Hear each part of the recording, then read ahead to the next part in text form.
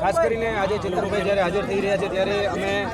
સમગ્ર જે ડેડિયાપાડાની જે કહી શકાય જનતા છે એમને જે ચાહી રહી છે એનો જે પ્રતિસાદ મળી રહ્યો છે કે ખાસ કરીને ચેતરભાઈ જે પોતાની જે કહી શકે વાત જે છે એ વાત પોતાની વચ્ચે રાખવા જઈ રહ્યા છે એટલે સારી બાબત છે કે અત્યારે પોલીસ સમક્ષ ક્યાંક હાજર થવાની વાત અત્યારે અમારા સુધી પણ પહોંચી છે એટલે પોલીસ સમક્ષ હાજર થવા જઈ રહ્યા છે। એક તરફ ગઈકાલે જે એક આમ આદમી પાર્ટીના ધારાસભ્ય હતા એ ભાજપમાં ગયા છે, બીજી તરફ વાત થઈ રહી છે કે અન્ય બી સમર્થકો જે જઈ શકે છે અને બંને તરફની વાત થઈ રહી છે કે એક તરફ બીજેપીમાં જાય છે અને બીજી તરફ એમની પર દબાણ થાય છે, એ બાબતને લઈને તમે શું કહેશો? ખાસ કરીને જોવા જઈએ તો અમારા ચાર બીજા અન્ય ધારાસભ્યો જે છે એની સાથે અમારી વાતચીત થઈ ચૂકી છે, એ કોઈ ભારતીય જનતા પાર્ટીમાં જોડાવાના નથી એવી અમને અધિકૃત માહિતી મળેલી છે। અમે ચાર જે અત્યારે એમએલએ છે તે સિટિંગ જે એમએલએ છે આમ આદમી પાર્ટીના ધારાસભ્ય જોડે અમે વાતચીત કરી છે કે એ કોઈ પણ રીતે ભારતીય જનતા પાર્ટીના અત્યારે જે પ્રેશર ટેકનિક અપનાવી રહી છે પ્રેશર ટેકનિકમાં આવવાના નથી। અને અત્યારે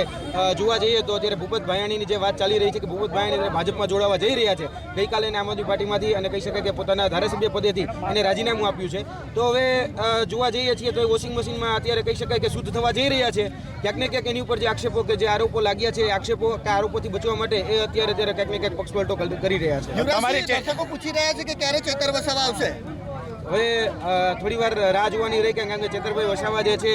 એ લોકોના દિલમાં વસેલા છે અને લોકોના દિલમાં વસેલા છે એટલે થોડાક સમયની રાહ જોઈએ કે હાજર તો ચોક્કસપણે થશે। પોલીસ સમક્ષ હાજર થશે કે પછી પોલીસ ધરપકડ કરી રહેશે? ના ધરપકડ કરવાનો તો સવાલ જ નથી આવતો કારણ કે સામે ચાલીને જે વ્યક્તિ હાજર થાય છે તો એમાં ધરપકડ કરવાની તો વાત જ નથી આવતી। એટલે સામે ચાલી જે પણ પ્રશ્નો છે પ્રશ્નોના જવાબ આપવામાં આવશે।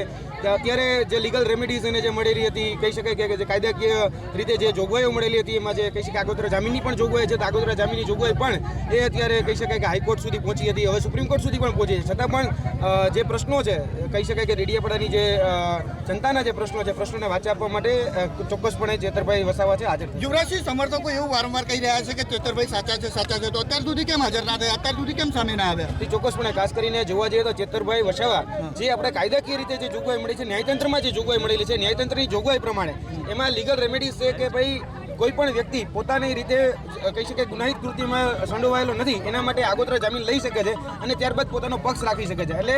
ચેતરભાઈ વસાવા માટે પણ અમે માંગણી કરીએ છીએ કે એક સીટની રચના થવી જોઈએ અને સીટની રચના થઈ કેમ કે ધારાસભ્ય છે એ જનતાના જનપ્રતિનિધિ છે, એ કોઈ હાલતું ફાલતું કે આલી મોવાલી વ્યક્તિ તો છે નહીં। એટલે જે ધારાસભ્ય રીતે જે ડિગ્નિટી જળવાવી જોઈએ ડિગ્નિટી જળવાય અને જે